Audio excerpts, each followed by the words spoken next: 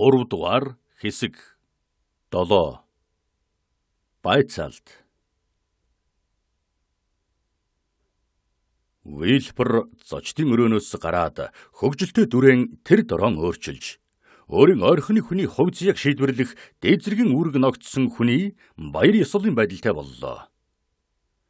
Гэвч хэдийгээр чадвартай жүжигчин шиг талны өмнө олон сургуульж нүүр царайгаа өөрчилж чаддаг болсон боловч энэ удаа хөмсгөн зангидж баргар царай гаргахад хэцүү байлаа.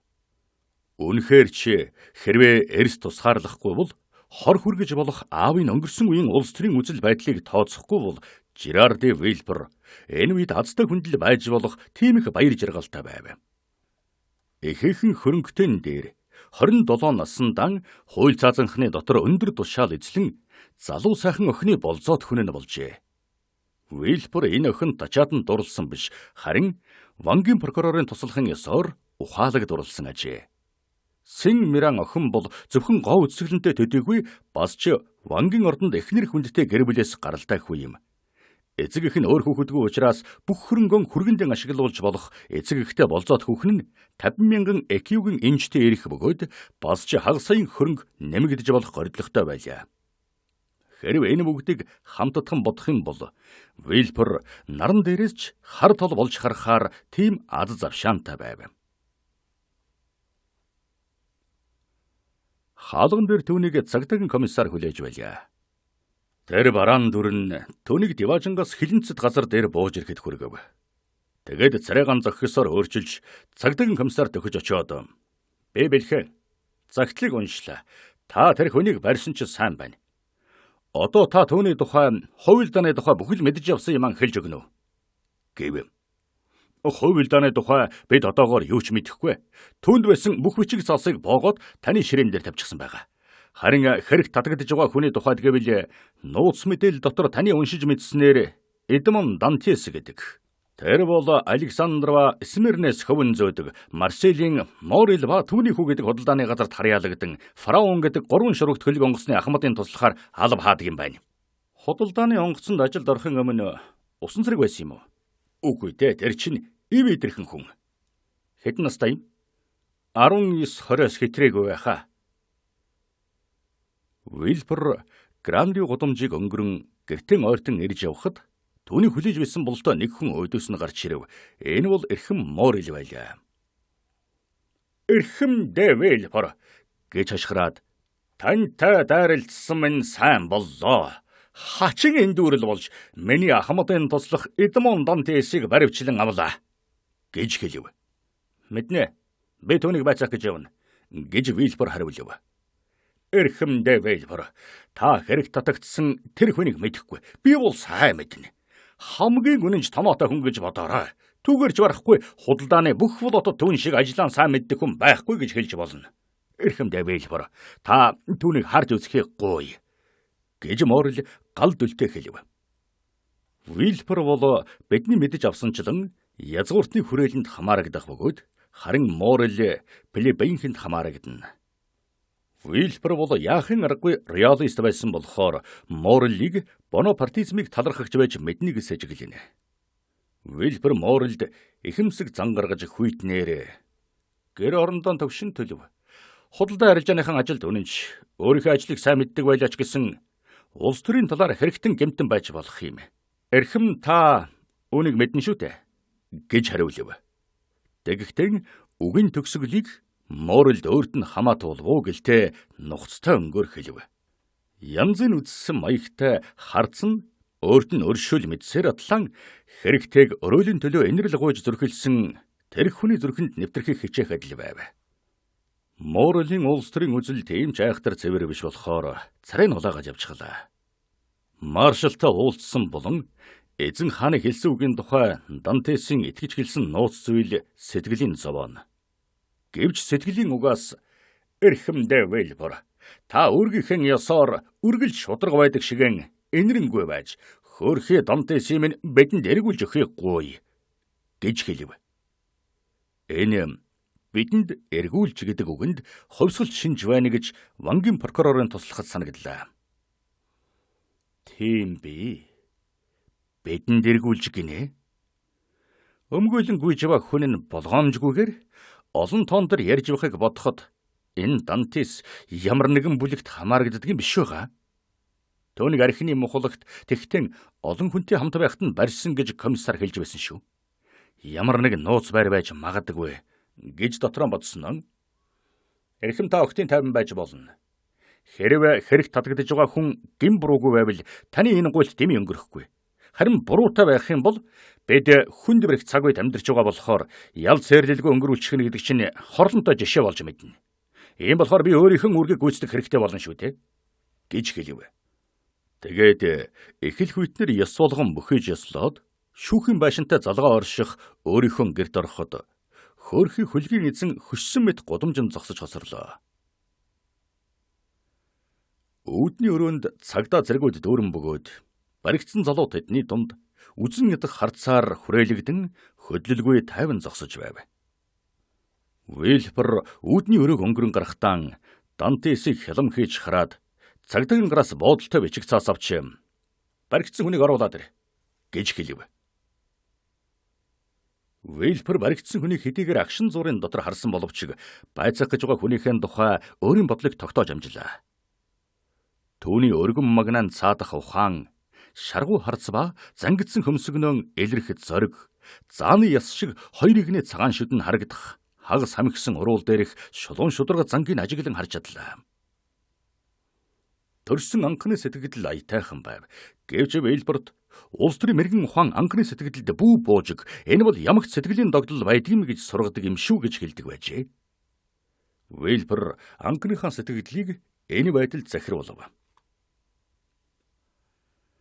Зүрхэнд нь нэвтрэн сэтгэлийн эзлэн авах гэж ориглон байгаа сайн сэтгэгдлэн дарж орхиод толны өмнө очиж сүртэй дүр гаргаад бичгэн ширээний ард баргаар ширүүн царайлан суув. Минутын дараа Дантес орж ирлээ. Тэр өнөөхөл янзааран зэвхий цагаан царайтай байсан боловч тайван талархуу байв. Дантес шүүгчд чөлөөтэй бөхсхийн ёслоод дараа нь хөлгийн эзэн муурлын дорсон юм шиг суух сандал нүдэрийн хаалаа. Тэгээд зөвхөн Вильферийн харцтай дайралдав. Энэ бол бодол сонлон хэнд ч харуулж мэдүүлэхгүй тул харцаан бүдэг ший шиг болгочдөг зөвхөн үнэн шударгын шүүхийн ёстой гэлмийг сахиулагчд байдаг харц байв. Энэ харц нь Дантесийг шүүхийн өмнө байгаа болохыг мэдрүүлв.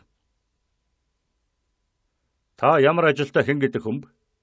Гэж Вильфер үүдний өрөөнд түүнд өгсөн бичиг баримтуудыг эргүүлэн үзэх зуран асуув. Ганц нэгэн цагийн дотор хэргийн баримт бичгүүд нэлээд зузаан болжээ.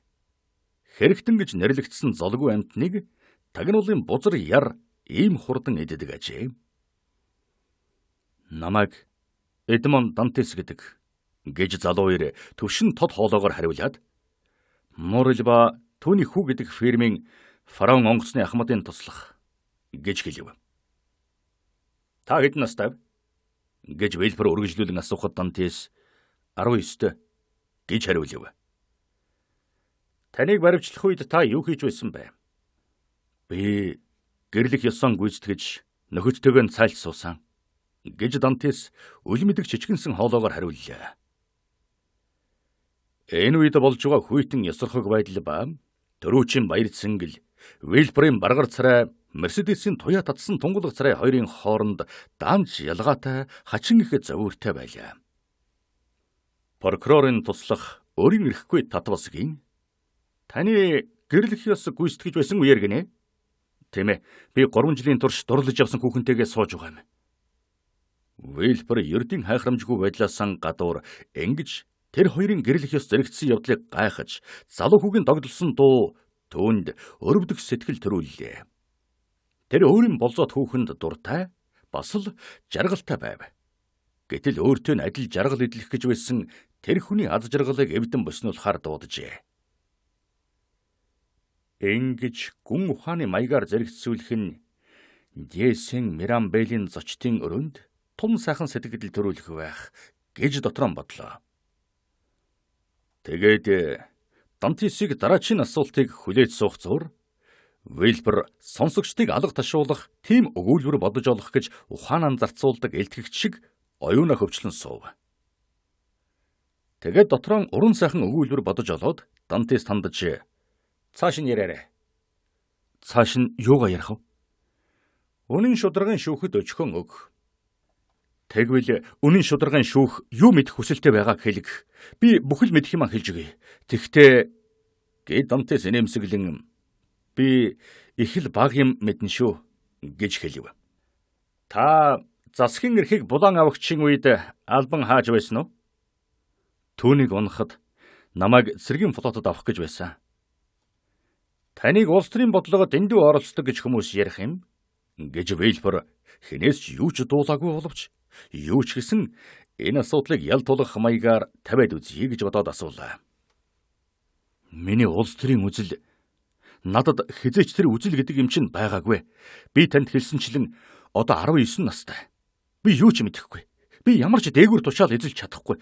Хэрвээ миний хүсэж байгаа тэр албаныг надад өгвөл би ганцхан эрхэм мооролд ачийг хариулах болно. Тэгэхээр миний улс төрийн биш харин ховын үзэл бол 3 сэтгэлд оршино. Би өөрийн эцэгтэй хайртай, эрхэм мооролыг хүнддэг ба Мерседесийг хайрлан дурладаг. Өршөөлт эрхэм минь, үнэн чударгын шүүхэд хэлж чадах мэдэх юм маань энэ л байна да. Тэгтэл энэ маань шүүхэд баг сонирхогдож байгаа нь үздэл илэрхий байна. Дантесийг ярьж байх зур Вейлпер түүний үнэн чударга царайг хараад Рене энэ хүнийг танихгүй боловч өршөн энерч үзээрэй гэж байсныг өөрийн эрхгүй саналаа. Прокурорын туслах гэмтэрэг ба гэмтэрэг хөдөлгөгчтэй ярилцаж сурсан болохоор Дантесийн өг бүр нь түүний гим буруугийг шинээр нотолж байгааг харж байв. Эрлэг гэхэд олдох нь ховор. Сэтгэл зүрх нь ёр байгаагааранч энгийн цагаан сэтгэлтэй бараг хүүхэд шиг энэ залуу хүү яллан шүүж байгаа хүндэн ч гэсэн эерүү сайхан сэтгэлийн элчлэн гаргав. Аз жаргалтай байсан учраас юм бүхнийг хайрлан үзэх бөгөөд баяр жаргал бол хамгийн хортой санаатныг ч болов хувирхан сайхан сэтгэлтэй болгодог юм. Вейлпер түүнтэй хадуу ширүүн байсан бөгөөд харин Эдмоны харц дууны өнгө хөдөлгөөнд нь байцааж байгаа хүндэн дотн сайн байгаагаас өөр юм байхгүй байв. Үнэхээр ч сайн хүү байна. Ренег хамгийн анхны хүслийг биелүүлэхэд төвгүй боллоо. Үүний төлөө Рене маань олон юмны гараа минь атгаж харин хөнгүй болонд сэм ээлдэхнэр үнсэх байх та гэж Вейлпер бодов. Энэ амтд сайхан найдлагаас болж Вейлперийн царай гэгээ тусаж бодлоосоо сольж Дантесүүд харахад Вейлперийн царайны өөрчлөгдөх бүрийг ажиглан харж байсан Дантес инээмсэглэв. Танд дайсан бий юу гэж Вейлпер асуулаа. Дайсан уу? Аз болоход би өөртөө дайсантай болчихоор хэмжээнд арай хурцгээгүй байна. Би баг зэрэг түргэн зантай хүн. Гэхдээ доод хүмүүстэй харьцахтаа биеэм барьж байхыг үргэлж хичээдэг юм. Миний удирдлагадор 12 усан зэрэг байдаг. Өршөөлт эрхэм минь. Та тэднээс асуул да. Би дэндүү залуу байгаа болохоор тэд намайг эцэг шиг юм биш гэхэд ах шиг хайрлан хүнддэг болохон хэлж өгөх байх гэж Дантес хэлв. Хэрв танд дайсан байхгүй юм бол атаархагч хүмүүс байж мэдэх юм. Та дөнгөж 19 настай. Тэгтэл таныг ахмадаар томилж байна. Энэ бол таны насанд их өндөр тушаал. Бас тэгээд өөртөө хайртай сайхан охинтой суух гэж байна. Энэ бол маш ховор тохиолдох явдал. Тэгэхээр хүн атаархаж болох 2 эмзэг шалтгаан байна. Тиймээ таны хэлдэг зөв. Та хүмүүсийг мэдээж надаас илүү сайн мэддэг л дээ. Нэр тийм л байх л да. Гэхдээ эдгээр атаархагчид миний нөхдийн дотор байвал би тэднийг хожим үзэн ядаж явахгүй тулд мэдэхгүй байхыг илүүд үзэж байна. Энд чинь буруу. Хүрээлэн байгаа хүмүүсийн аль болохоор сайн мэдж явах хэрэгтэй. Үннийг хэлэхэд та надад сайн залуу шиг санагдлаа. Тэгэхээр би шудраг үнний шүүхийн ердийн заншлаас ухарч үнэн учрыг илрүүлэн олоход танд туслая.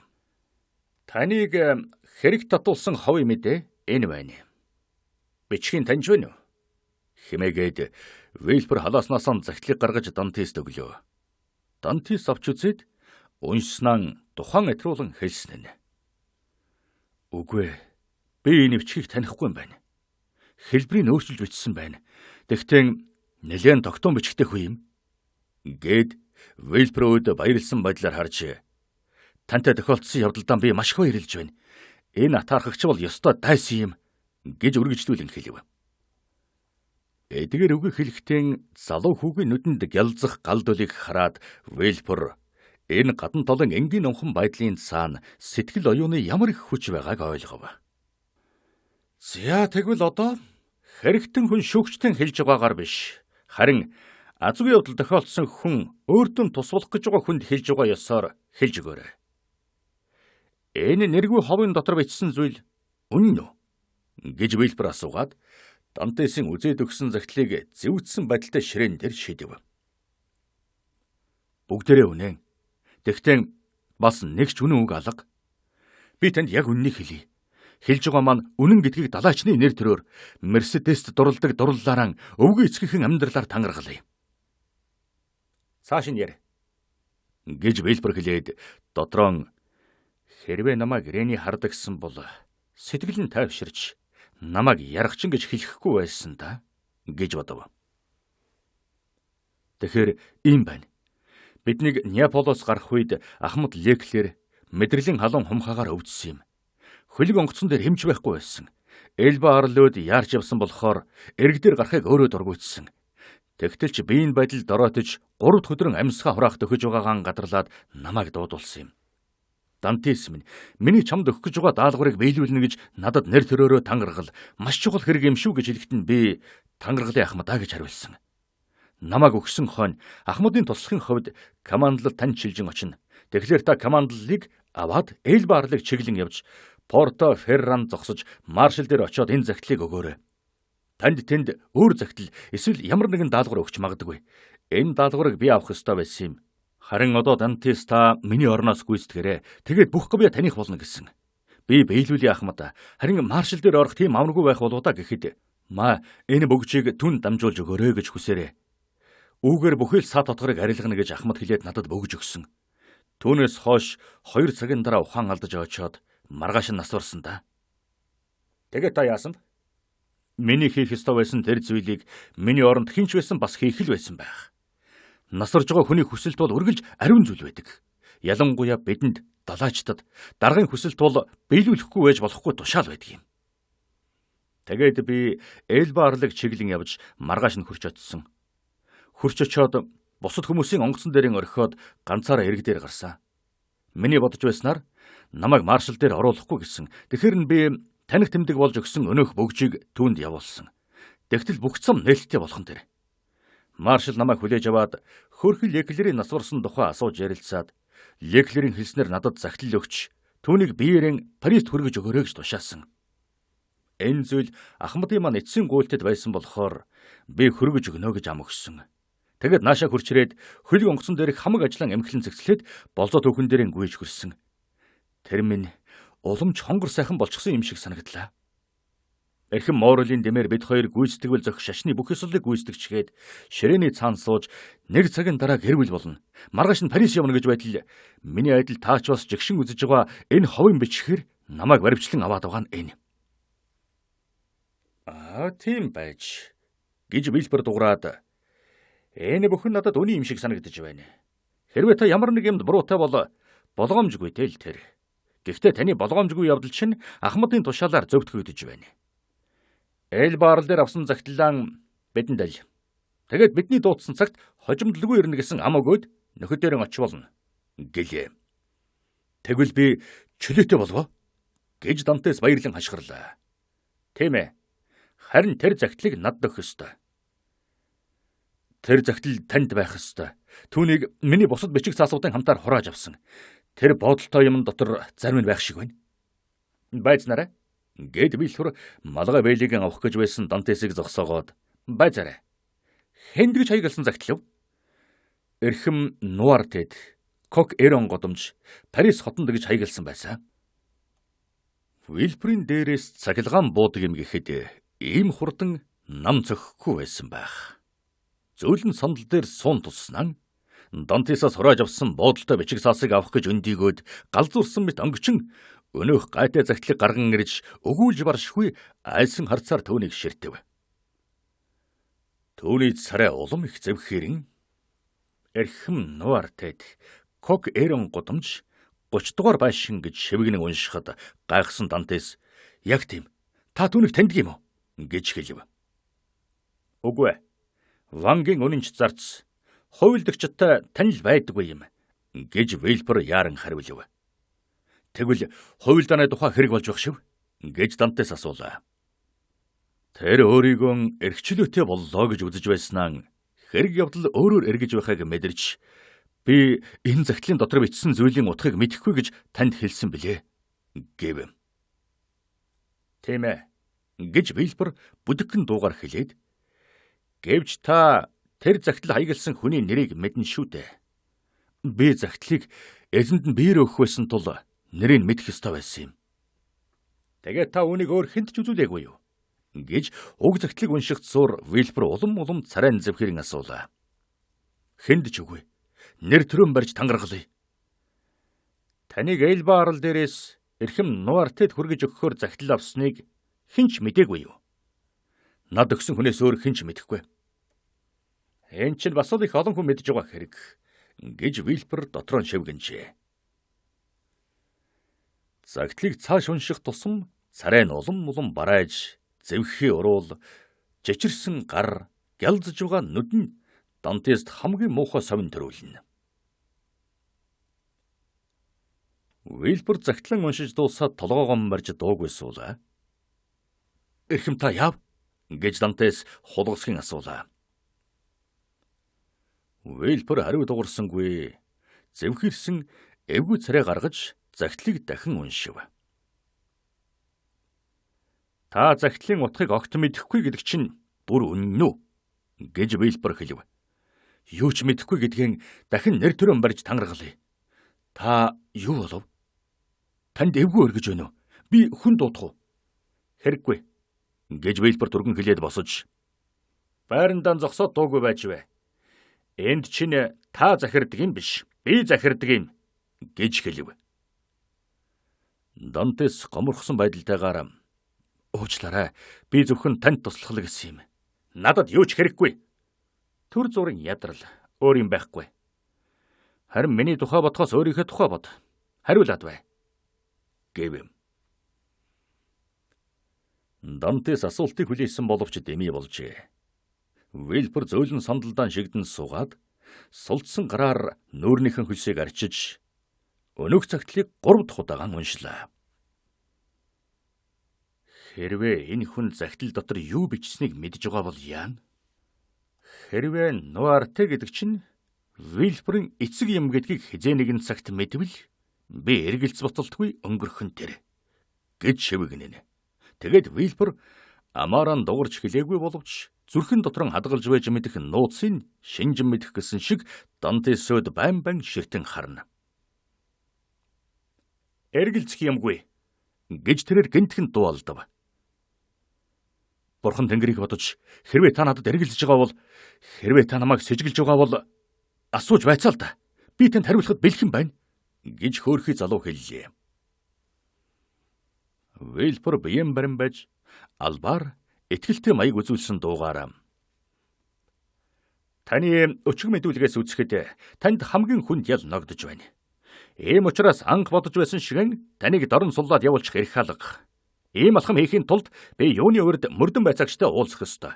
Харин одоохондоо би танд ямар байсныг та өөрөө харсан шүү дээ гэж хэлв. Тэгэлгүй яах вэ? Би танд баярлж байна гэж Дантес дуулдаад надтай та шүүгчийн ёсоор биш харин сайн нөхрийн ёсоор харьцсан шүү дээ.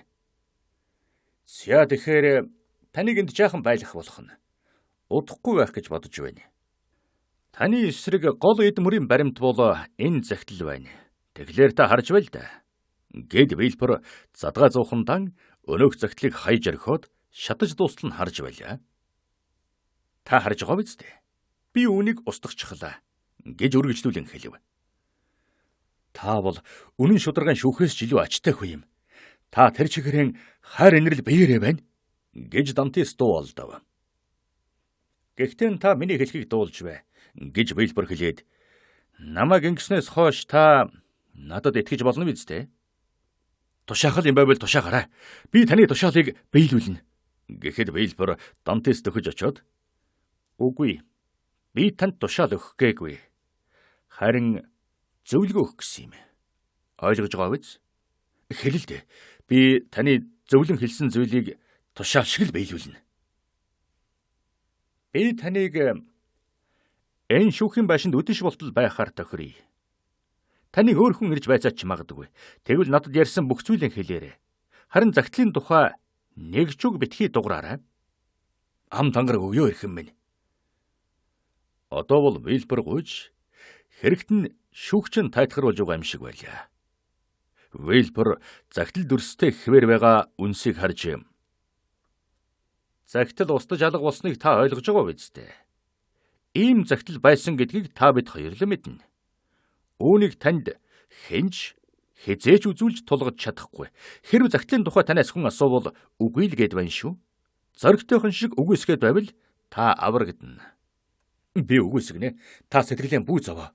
Гэж Дантес хэлэхэд Вильбер сайн байна. Гээд хонкон дарах гэснээр болж танд ганцхан энэ загтлал байсан уу? Ганцхан энэ. Тангаргал. Дантес гараан өргөж тангаргалыг гэж хэлв. Вильбер хонкон дуурахад цагдаагийн комиссар орж ирлээ. Вильбер түүний чихэнд хэдэн үг шимнэн хэлэхэд цаадах нь хариу толгой тохив. Тэгээд Вильбер Дантест комиссарыг дагаад яв гэж хэллээ. Дантес мэхийн слоод Вильберүүд баярлсан нүдээр дахин нэг харж хаад гарч чадлаа. Дөнгөж хаалга хаагдмагц Вильбер тамир нь гэнт тасарсан юм шиг зөөлөн сандал дээр баг ухаангүй унав. Тэгээд 1 минутын дараа бурхан минь, амьдрал ад жаргал гэдэг чинь ийм л юмнаас шалтгаалдаг байна шүү дээ. Хэрвээ Вангийн прокурор Марсельд байсан бол яана? Миний оронд мөрдөн байцаагчийг дуудсан байсан бол яана? Тэгвэл энэ бузар загтал намайг газрын гаваар танилцчих байсан. Эцэг минь, эцэг минь. Чи газар дэлхий дээрх миний жаргалд үргэлж саад болж байх юм гэж юу? Би таны өнгөрсөн үеийн явдалтай цаг үргэлж тэмцэж байх гэж юу? Гэвч түүний ухаан гэнт сэргэж ярвайсан уруул дээр нь инээмсэгэл тодорч төөрөлдөн мэдэрсэн харцсан төвлөрөн ямар нэгэн бодож олсон мэт болов. Тийм ээ. Намайг алах байсан энэ загтал миний жаргалын их болог байж болно. За Вильбер минь ажилдаа мар гэж хашгирлаа. Тэгээд үүдний өрөөнд хэрэгтнийг алга байхыг мэдээд Вангийн прокурорын туслах тэр даруй гарч болзоо түүхнийхэн гэр өөд яаран алхлаа. 8. Ивцайц. Цагдаагийн комиссар үүдний өрөөнд оронгуутан 2 цагдаад дохио өгөв. Тэр хоёрын нэг нь Дантесийн баруун талд, нөгөөх нь зүүн талд нь зогсов. Шүүхийн байшин руу ордог үүд нээгдэж, чичрэн дагжих ямар ч шалтгаангүй хүн ч гэсэн чичрэн дагжмаар болдог урд баргар удамуудын нэгээр баригдсан хүнийг туулаа. Вильберийн гэр шүүхийн байшинтай залгаа байдгийн адил шүүхийн байшин баргар муухай шоронтой залгаа байдаг ажээ. Төвний өмнө сүндэрлэн байдаг Акулскийн хонхот гонхон өөдөөс нь харж гялалсан байна. Дантес гудмаар хэдэн булан тойрон явснаа сараажин цонхтой хаалга байхыг харлаа. Комиссар төмөр алхаар 3 удаа зогсон Дантесийн өөрийнх нь зүрхийг алхаар зохиж байх шиг болов. Хаалга онгойж орж зүрхлэхгүй гайхан зогсож байгаа баригдсан хүнийг цагдаа нар аяархан түлхэж орууллаа. Дантесийг босго алхамгц ард нь хаалга тархин хаагдав. Тэр өөр чихтэй хүн дагаараар амьсгалж ингээд шоронд оржээ.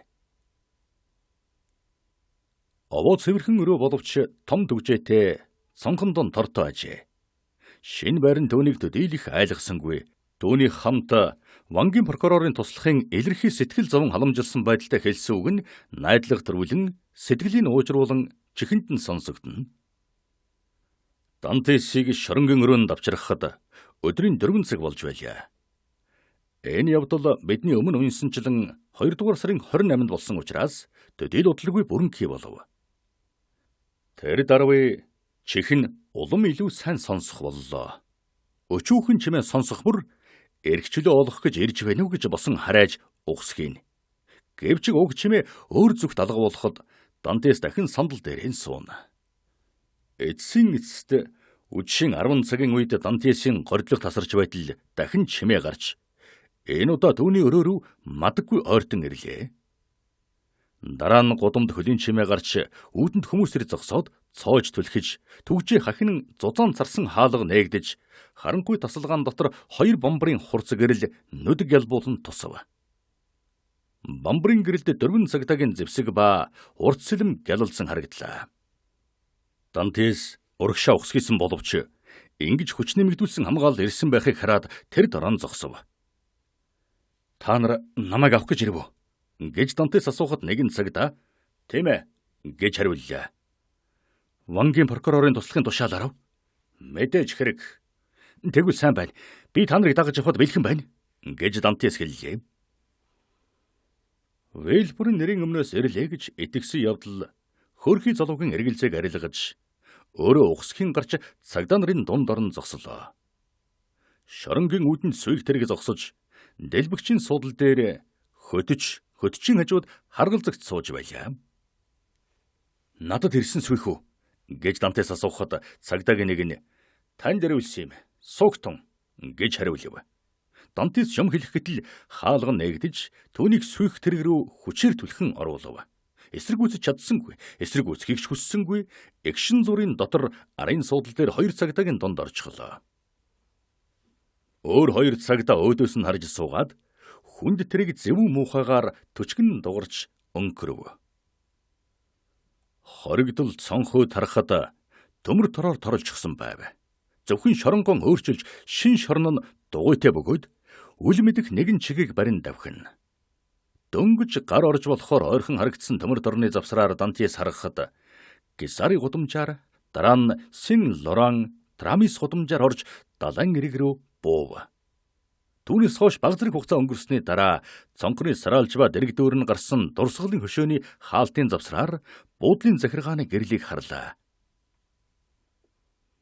Сүйх тэрэг зогсож харгалзагч үсрэн буугаад харуулын байшинд хурж очиход тэндээс арваа цэрэг гарч 2 игнэ болон зогсов. Тэдний зэр зэвсэг тэнгисийн иргэдэх дэнлүүний гэрэл гялалсан. "Энэ бүгд намайг илгэж ингэж байгаа хэрэггүй" гэж Дантес дотроо бодов. Харгалзагч хаалгын түлхүүрээрээ онгойлгоод энэ асуултанд хариулсан мэт дууг зогсоход сүйх тэрэгнээс эрг хүртэл 2 игнийн жагсан зэргүүдийн хооронд дүнд зориулсан нарийнхан зурвас цай үлдсэн байхыг Дантес харав. Урд талын сандал дээр сууж байсан 2 цагдаа сүйх тэрэгнээс төрүүлэн гарахад Эдмон тэдний хойноос, Эдмоны хойноос түүний 2 талд сууж байсан 2 нь дагалдаж гарлаа. Тэд цөмөрөн гайлийн үйлчлэгч гинжнээс нь барин зогсож байсан зав руу очив. Зэргүү Дантесийг сонирхон Сим харцгаана. Түүнийг тэр дорн 4 цагдаагийн дунд жолоон дээр суулгаад харгалзагч өөрөө завийн хошуун дээр суув. Завийг хүчтэй түлхэж эргээс холдуулан 4 сэлүүрч пилоныг чиглэн түргэн сэлүүрдэж гарлаа. Завин дээрээс хашгирсан дуугаар буудлыг хааж байсан гинж доош унаж Дантес Фривол буюу өөрөөр хэлбэл усан буудлын гадна талд гарч хав. Баригдсан хүн цэвэр агаарт гараад анх мэдэрсэн зүйл нь бол баяр хөөрийн сэтгэгдэл байлаа. Агаар гэдэг бол бараг л эрхчлөө гэсэн үг. Дантес шөнийн тэнгисийн сайхан үнэрийг шингээсэн амьдруулагч агаарыг цээж дүүрэн амьсгалав. Гэвч удалгүй гунигтайгаар санаа алдлаа. Удсанчгүй өглөөхөн тийм их аз жаргалтай сууж байсан нөөцийн хажуугаар өнгөрөв. Хурцгэрэлтэй цонхоор нь хөгжилтэй бүжгийн дуу сонсогдно. Дантес гараан зөрүүлэн тэнгэрөөд харан залбирч эхлэв. Зав цааш явсаар амьгүй толгой гэдгийг өнгөрөн Фаро хэмээх булантай зэрэгцсэн даланг тойрон гарахад Дантес ямар ч учрыг олохгүй явлаа. Тэгэд нэгэн цагдаагаас "Намайг хааш нь аваач байгаа юм бэ?" гэж асуув. "Та одоохон мэднэ." Гэлээч гисэн "Тантай ярихыг бидэнд хоригдсон." Дантес хагас тэрэгдсэн хүн байсан учраас өөртөө ярихыг цагдаа нарт хоригдсон гэхээр юм асууж шалгаах нь тэнэг хэрэг гээд дуугүй боллоо. Тэгэхэд түүний толгойд хамгийн хачин жигтэй бодол төрөв. Найдваргүй муу цаваар хаанч хүрэх юм билээ. Зангууган өргөж аянд гарахаар бэлтгэсэн нэг ч хөлөг онгоц ойр хав байсангүй. Тэгэхэд өөрийн алслагдсан нэг эрэг дээр гаргаж одоо чөлөөтэй боллоо гэж суллах юм байлгүй гэж бодож явсан юм. Түүнийг хүлсэн чгүй, гарт нь гав зүгч гисэнгүй. Энэ бүхэн түүнд сайнны ёр шиг санагдав. Түүний зэрэгцээгээр прокурорын туслах Нуартигийн гайтын нэрийг хэлэхгүй л явбал айх юм байхгүй гэж хэлсэн биш билүү. Түүний эсрэг Эдмүрийн ганц баримт болох захидлыг Вильпер нүднийхэн өмнө шатаачихсан шүү дээ. Тэр энэ бүхнийг юугаар төгсгө болоо гэж чимээгүй хүлээн харанхуйн дотор газрын баримжаа олж сурсан далайчийн нүдээр орчин тойрнон ажиглахыг хичээж явлаа. Гэрэлт цамхаг асаж байсан Ратон арал баруун талд нь хоцорч зав эргэг дагаж явсаар Каталаны буланд хурж ирлээ. Баригдсан хүний харц улам хурц болж энд Мерседес суудаг байсан учраас харанхуй иргэдээр эмэгтэй хүний бараан дүрс үзэгдэх шиг болно. Хайртай харах хүн өөрөөс нь 300 алхмын зайд байгааг Мерседест совин хэлэхгүй байж яахан чадах вүлээ. Бүх Каталанд ганцхан сонх гэрэлтэй байлаа. Данте сайн ажиглан харвал тэр нь болзоо түүхнийх нь өрөө мөн болохыг танив. Энэ суурьнд ганцхан Мерседес л унтсангүй. Хэрв чанга шиг ашгарчих бол дуун Мерседес сонсогдох байсан биз. Гэвч нэрлэхэд тэгж чадсангүй. Хэрвээ галзуурсан юм шиг ашгарвал цагдаа нар юу гэх вүлээ? Ийм учраас амаан чангайсангүй. Харин тэртээ тэндэх гэрлээс нүд салгалгүй ширтэн харсаар өнгөрөв. Тэр завсар зав өргөжлөн явж байсан боловч баригдсан хүн завын тухай бодсонгүй. Мерседесийн тухай л бодож явлаа. Тэгтэл гэрэлтээ цонх гозгор том хадны цагвар далдарч харагдахгүй болов. Дантес эргэн харж зав эргээс холдон явж байгааг мэдлээ. Түүний бодолдон автан байхад зур сэлүүрэн дарвуулаар сольж зав нь салхины ирчээр явж байв. Дантес хэдийгээр цагдаагаас асууж шалгах гээгүй боловч түүн рүү дөхөж суугаад гараас нь барьж "Нөхдөө, та нарын цэрэг нэрийг барьж гуй. Та нар намайг өрөвдөн хайрлаж надад хариу хэлж өгөөч. Би бол Ахмад Дантес. Хэдийгээр намайг ямар нэгэн урвсан хэрэг сэрдсэн боловч би сайн сэтгэлтэй үнэнч Франц хүн. Та нар намайг хааш нь аваачих гэж байна бэ? Үүргээ биелүүлж хувь зүйнийхэн аяыг дагна гэдгийн далаачны ёсоор амлая. Надад хэлээд өгөөч дээ" гэв. Цагдаа шилэмажаад нөхөр өдөн харлаа. Цаадах нь одоо ч хэлж болох болсон байх та гэсэн мэт хөдөлгөөн үзүүлэхэд цагдаа Дантес өдөр гэж "Та Марсель төрсөн далайчин хүн байж бид хаашаа явж өгнө гэж асууна гинэ. Тийм ээ, би үнэндээ мэдэхгүй байна. Та тааварлаж чадахгүй байна уу? Үгүй. Хараач дээ. Энэ дэлхий дээр харин бүхнийг барьж тангаргалъя. Бурхныг бодож хэлж өгөөч дээ." Тушаал яах вэ? 10 минут. Хагас цаг. Магадгүй цагийн дараа мэдэх тэр зүйлийг надад хэлж болохгүй гэж та нар тушаагаагүй байх. Та нар намайг эргэлзэн зовхоос ангижруулж аль. Би та нарыг найз нөхрийн ёсоор гуй. Би эсрэгүүц зүхтах гээгүй байгааг та нар харж байгаа үсттэй. Тэгээд ч энэ бүрч болцоогүй хэрэг. Бид хаашаа явж байгаа юм бэ? Та эсвэл сохорчсон байх. Эсвэл Марселийн усан буудлаас огтхарч үзээгүй байх. Тэрнээс хаашаа явж байгааг нь тааварлан мэдэхгүй байж яаж болох вэ? Үнэхээр мэдэхгүй байна. Тэгвэл эргэн тойрны харал та. Дантес босож завны чиглэл явж байгаа тэр зүгөөд харахад өмнө нь 100 сажны газарт зохион дээр Ив цайз бараантан харагдаж байлаа. Хачин гайхалтай энэ дүр хязгааргүйх аимшигыг төрүүлэх энэ шорон 300 жилийн туршид Марселийнханд хачин жигтэй үлгэр домог шиг дурдтгал үлдээсэн энэ цайз Дантесийн өмнө босож ирэхэд түүний тухай бодоочгүй явсан Эдмонд цаазлагдах ял оноогдсон хүнд цаазын эндрийн өмнө очиход нь дөрдөг тэр аимшиг сэтгэл төрлөө. Бурхан минь гэж дуалдаад "Ив цайз уу? Бид яг ч ишээ явж байгаа юм бэ?" гэхэд цагдаа нэмсэглэв. "Намайг тэнд хорж болохгүй шүү дээ. Ив цайз гэдэг чинь зөвхөн улс төрийн том эрхтнүүдэд зориулсан улсын шорон. Би ямар ч гэмт хэрэг хийгээгүй.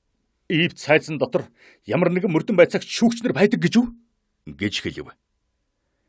"Миний мэдж байгаагаар бол тэнд зөвхөн комендант хуйгууд харуулын цэрэг бас Батзузаан хан хэрмэл байдаг юм.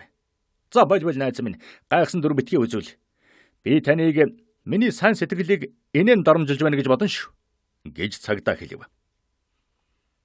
Дантес цагдаагийн гарыг маш чанга гатгсан нь гарын золтой л бяцалчихсангүй. "Та тэгээд намайг Ив цайзад аваачиж тэнд нь орхих гэж байгаа юм уу?" "Тийм л болж байна. Гэхдээ та миний гарыг ийм чанга гатгаад яах вэ гэж цагдаа хэлв. Ямар ч мөрдөн байцаалтгүй гэрүү. Ямар ч ёс журам гүйцэтгэхгүй гэрүү. Бүх ёс журамыг гүйцэтгсэн. Мөрдлөг дууссан. Эрхэмдээ Вильбурын амлан хэлснийг харгалзахгүй гэрүү.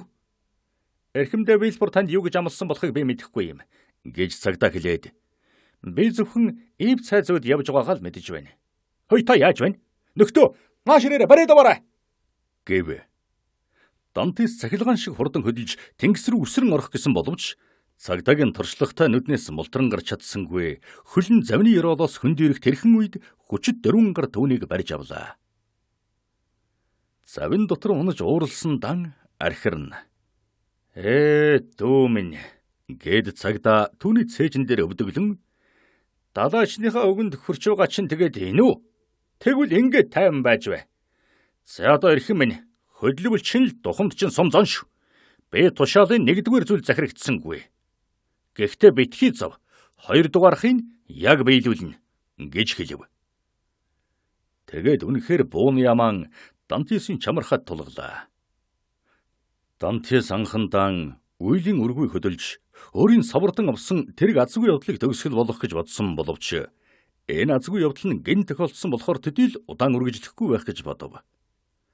Дараа нь Вильбурын амлсан үгийг санаж бас завны ёроол цагдаагийн гарт өхнө гэдэг бол дэмий болоо хэрэг гэж боджээ. Банзан дээр унаж арга нь барагдах тан гараан хазав. Зав юм хүчтэй мөргөж дайвалзав. Сэлүрчтийн нэг нь зав хошуугаараа мөргөж зогссон хадан дээр үсрэн бууж олсны эвхээс задрахын сонсдоход тэд заван татаж байна гэдгийг Дантес ойлголоо. Түүнийг гараас нь барьж заамдж байсан цагдаа нар хүчээр босгож эрэг дээр гаргаад цайзын хаалга руу явсан шатууд аваачив. Ард талд нь жадтай буугаар зэвсгэлсэн харгалзагч дагав. Гэвч Дантес дэмий эсэргүүцсэнгүй. Удаан хөдөлж байгаа нь эсэргүүцнээсээ болсон биш. Харин санаанд ороогүйгээсээ болжээ. Толгой нэргэж согтуу хүн шиг говьно. Бас л эг зэрэг дээр хоёр игэн зогсон зэргүүдийг харсан бөгөөд шатн албаар хөлөө мөргөх болгож байгааг мэдэрч хаалгаар хашаанд оронгууд нь араас нь хаагдахыг ажиглав. Энэ бүхэн нь юу ч ялган харж болшгүй манан дотор байгаа юм шиг бүр түр санагдана. Тэр бүхэл хоригдлуудын зовлон зүдгүүрийн их булаг болсон тэнгисийг ч харсангүй. Хоригдлуу түүний уудам төвшинг харж даван туулж гарах харахгүй гэдгэн аимшигтайгаар ухамсарлж байдаг ажээ. Минут хэртэ зогсох үед Дантес баг зэрэг ухаан орж орчин тойрныг харав. Тэр дөрвөн өндөр ханын дундах дөрвөлжин хашаан дотор зогсож байлаа. Манааны хүний нэгэн хэвэн жиг далхаа сонсдож, 2-3хан гэрэлтээ цонхны дэрэгдээр өнгөрөх бүрд зэвсгэн гялалцсан. Тэд 10 минут хэртээ зогсов. Цагдаа нар Дантесийг зугатаа чадахгүй болсныг ойлгоод сул тавилаа. Тэд ямар нэгэн тушаал хүлээж байсан бололтой. Тэгтэл нэгэн хүний дуугарч "Баригдсан хүн хаана байна?" гэж асуулаа. "Энд байна" гэж цагдаа нар хариулв. "Намайг дагаад яваг. Би өрөөнд нь оруулчихна." "Яваарай" гэж хэлээд цагдаа нар Дантесийг түлхэв. Эдмон өөрийн хагас газар доорох шоронгийн өрөөнд үнэхээр хүргэж өгсөн өнөөх замчиг дагаж явлаа. Сулгүй нойтон ханнаас нь нулимс гойжих мэт санагдана.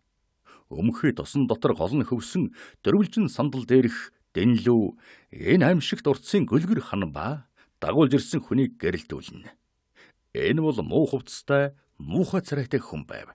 Бодвол шоронгийн доод үйлчлэгчдийн нэг бололтой.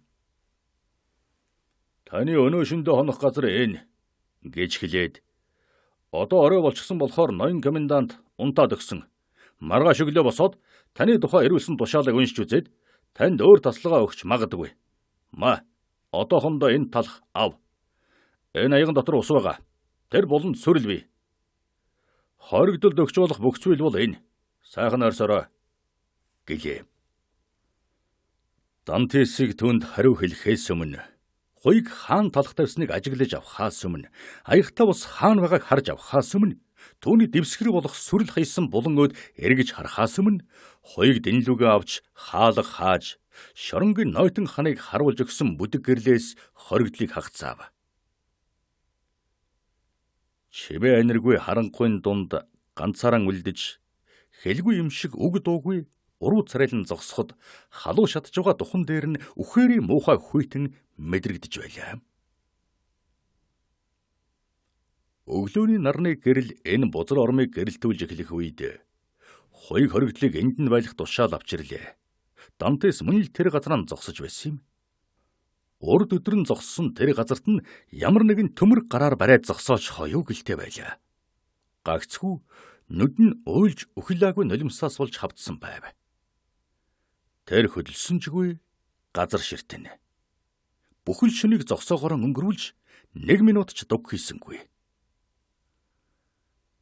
Хоёуг орж ирээ түүнд ойртож тойрон харахад Дантес түүнийг хараагүй юм шиг зогсож байлаа. Хоёуг мөрөнд нь хүрэхэд Дантес цочиж толгоогоо сэгсрэв. Та унтсангүй юу гэж асуухад мэдэхгүй гэж Дантес хариулв. Хоёуг түүний өөд гайхан харж та өлсөж байна уу гэж үргэлжлүүлэн асуухад нь мэдэхгүй гэж Дантес давтан хэлв. Танд юу ч хэрэггүй юу? Би коменданттай уулзахыг хүсэж байна. Хоёуг мөрөн хавчаад гарч одлоо. Дантес түүний хойноос харж хаг сонгорхой байгаа хаалга руу гараан сарвайсан боловч хаалга хаагдчихав. Тэгэхэд чангаар цорхирон уйллаа. Хураагдан цугларч байсан нулимс сад тавин урсав. Сөхрөн суугаад толгоогоороо шаланд наалдаж өөрийнхөө бүх амьдралыг ухаан дотроо эргэцүүлэн санаж ийм хүнд хатуу цэрэл хүлээхээр ямар гэмтэргийг энэ баг залуу насандаа хийчих вдэ гэж өөрөөсөө асуун мөргөлөө. Ингэж нэг өдөр өнгөрөв. Дантес хэдэн өмх толох арай ядан идээд хэдэн балга усуув. Заримдаа бодлого болон суух ба заримдаа төмөр торон доторх зэрлэг адгуус шиг ханаан даган тойрно. Ялангуяа нэгэн бодол түүнийг байж ядтал зовооно. Хааш нь авч багч мэдэхгүй арчаагүй тайван сууж байсан дорхоноо 10 удаач усанд үсрэн орж Марселд бараг толгой цогтөг гарамгаа сэлж шомбож чаддаг чадвараа ашиглан усан дор нуугдаж хамгааж явсан цагдаа нарыг хуураад эрг хүрч ямар нэгэн хоосон хүнгүй буланд нуугдаж Генуэгийн буюу Каталаны хөлөг онгоц эрхийг хүлээж байгаад Итали эсвэл Испанд очиж дэндээсэн Мерседесийн хүрчрэг загтлыг бичдэг байж гэж бодно. Гидсэн тэжээх тухайд санаа зовсонгүй. Хувь зэя түүнийг ямар ч орон даваачиж хаялаа гэсэн сайн далайчин хүн гэдэг ховор байдаг. Тэр бол Италиар Тоскан хүн шиг, Испанаар бол ёстой Кастилийн хүү шиг торлгүй ярина. Мерседес аав хоёртойгоо чөлөөтэй жаргалтай амьдарч болох байжээ. Эцэг нь бас дуудаж аваачлгүй яахав. Гэтэл энхихэн оронд Ив цайзад түгжээстэй хоригдол. Энэ гарч болшгүй шорон дотор эцэг нь яасан, Мерседес нь ч яасныг мэдэхгүй сууж байдаг. Энэ бүхэн бол ганцхан Вилберт итгэснээс болжээ. Галзуурч болох шалтгаан байсан учраас Дантес хоёрын авчирч өгсөн шин сүрэл дээгүүр туучин хараайлгав. Маргааш нь мөн тэр цагт хоёг хурч ирэв. "За яав, баг зэрэг ухаа орвоо" гэж асуулаа. Дантес хариу дуурсангүй. "За гонхорхоо болоо. Та юу хүсэж байгаагаа хэлээрэй. За хэлв. Хэлээч." "Би коменданттай уулзахыг хүсэж байна." "Энэ болцоогүй хэрэг гэж би танд хэлсэн шүү дээ" гэж хоёг арга ядсан байдалтай хэлв. "Яагаад бололцоогүй юм?" "Яагаад гэвэл шоронгийн дотоод дүрм ёсоор хоригдлын түнтэй уулзаж болдгүй юм." "Тэгвэл энд юу зөвшөөрдөг юм бэ?" гэж Дантес асуулаа. "Мөнгөөр нь арай дээр хоолунд олж өгч болно. Зугаалга, заримдаа ном шаардахыг зөвшөөрнө." "Надад ном хэрэггүй. Зугаалахыг хүсэхгүй. Хоолунд надад хангалттай санагдаж байна. Харин би ганцхан коменданттай уулзахыг л хүсэж байна." "Хэрвээ таныг ингэж шалаад амраахгүй бол би танд хоолунд авчирч өгөө болно шүү." "За яа гэхэв? Хэрв чи надад хоолунд авчирч өгөхөө болжхвол би өлсөөд л өгчихнэ. Тэгээд л гүйцээ." Дантесийн энэвгийг хэлсэн байдал нь хоёрт түүний хоригдол өөхөх дуртай байгааг харуулв. Тэгэхээр хоригдол бүр хоёрт өдөрт 10 суугийн орлого оруулдаг болохоор Дантесийн хоёрыг түүнийг өгчихвэл гарчвал халдагдлаа бодож үзээд нэлээд ээлдгээрээ. Дуулж бай. Таны хүсээд байгаа тэр зүйл чинь болцоогүй. Тэгэхээр дахин гуйх хэрэггүй. Ер нь хоригдлын хүссэн ёсоор комендант өрөөнд нь ирж уулзж байсан жишээ байхгүй. Ийм учраас та номхон бай. Харин танд зугаалахыг зөвшөөрнө. Тэгэхдээ ямар нэг аргаар комендантаа уулзахыг бод. Тэгээд хэлэх юмаа хэл. Харин таны асуултад хариулах хэсэг нь тэр хүний хэрэг гэлээ. Ингэж уулзна гэж би хэдий болтол хүлээх вэ? Хэн мэдхэв? Сар. 3 сар. Хагас жил магадгүй жилчүүлж байж мэднэ гэж хоёг гэлэв. Энэ дэндүү удаан байна. Би яг одоо түүнтэй уулзах юмсан. Болохгүй юмд битгий зүтгээд бай. Айгүй бол 2-7 хоногийн дараа галзуурч мэдэн шүү. Чи тэгж бодож байна уу? Гэж Дантес асуулаа.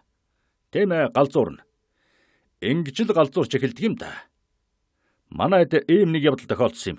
Танаас өмнө энд нэг гэлэн сууж байлаа. Өөрийгөө сулж игвэл сая франк өгнө гэж комендантаас шалаад байдаг байсан юм. Тэгээд л тэрүүгээрээ галзуурсан да. Эндээс гараад удаж байгаа юу? 2 жил болж байна. Та нар түүнийг суллан тавьсан хэрэг үү? Үгүй, чангалан хорчихсон. Хөөе, би гэлэнч биш, галзуу хүнч биш. Би галзуурч болох юм. Харин одоохондоо эрүүл ухаантай байна. Би чамд өөр юм өгье гэж Дантес хэллээ. Юу тэрв? Би чамд саяыг өгнө гэж хэлж чадахгүй. Учир нь надад байхгүй. Харин хэрвээ чамайг Марсель явахтан Каталанд очиж Мерседес гэдэг охин загтал аваач өгөхийг зөвшөөрвөл би чамд 100 EQ өгье. Бүр загтлаанч байг 2 мөр юм. Хэрвээ би тэр 2 мөр юм чинь дамжуулаа өгвөл намайг барьж авна. Тэгэхээр би орлого ба хоолон тооцохгүйгээр жилд 1000 ливр авдаг ажлаа алдна. 300 ливр авахын төлөө 1000 ливрийн алдах юмд зориглоно гэвэл би тэнэггүй болдгийм байгаа биз дээ. За яах вэ? Гэж Дантес хэлээд чи дуулж бай. Сайн тогтоож аваарай. Хэрвээ чи Мерседест зуруу саваач өгөхгүй буюу өгөөдөл намайг энд байгааг түүнд мэддэхгүй бол би чамайг хэзээ нэгэн цагт одож байгаад орж ирэхэр чинь энэ дөрвөлжин сандлаар тарихыг чинь хаг зөхнө. Өөхөө! Зам хэлж байна гэж хоёг хашгираад алхам ухарч хамгаалахад бэлтгэн таны толгойд бас чи явдал байна. Гэлэн тань шиг л ингэж эхэлсэн юм шүү. 3 хоногийн дараа бас л тэрэн шиг сүйдэлж эхэлнэ дээ. Эв цайд чангалан байдаг нь сайн хэрэг юм гэв. Дантес мухар сандал авч толгой дэгврийн эргэлдүүлв. За яах вэ? Таныг тэгтлээ хүсээд байгаа бол би комендантад хэлж өгье гэж хоёг хэлв. Тэгэхэд Дантес сандлаа шалан дээр тавиад өөрөө дүүн дээрийн сун толгоогоо унжуулад үнэхээр ч галзуурч байгаа юм шиг голирсэн харцаар харж төрөөний л ингэх байсан юм гэж хэлв. Хоёг гараад хэдэн минутын дараа дөрвөн цэрэг нэг баг даргатай хамт орж ирлээ. Комендантын тушаал ёсоор хоригдлыг доод давхарт оруул гэж хоёг хэлв. Харанхуй дөө гэж баг дарга асуухад тийм ээ, харанхуйд. Галзуу хүнийг галзуу хүнтэй хамт суулгах хэрэгтэй гэв. Дөрвөн цэрэг Дантесийг барьж авлаа. Тэр нь алмайран ямар ч эсэргүүцэлгүй тэднийг дагаж явав. Тэд 15 шатад доошилж харанхуй өрөөний үүд онгооход Дантес аман дотроо төөний зөв галзуу хүнийг галзуу хүнтэй хамт суулгах хэрэгтэй юм гэж үгэлсээр төөн рүү орлоо. Хаалга хаагдахад Дантес хананд хөрөн хүртлийн гараан сунган урагш явлаа. Тэгээд буланд хөдлөлгүй удаан суух тэр завсар нүдэн харанхуй дасаж юм баг зэрэг ялган таних боллоо. Хоёг эндөрсөнгүй. Дантес галзуурдгийн даваан дээр байжээ.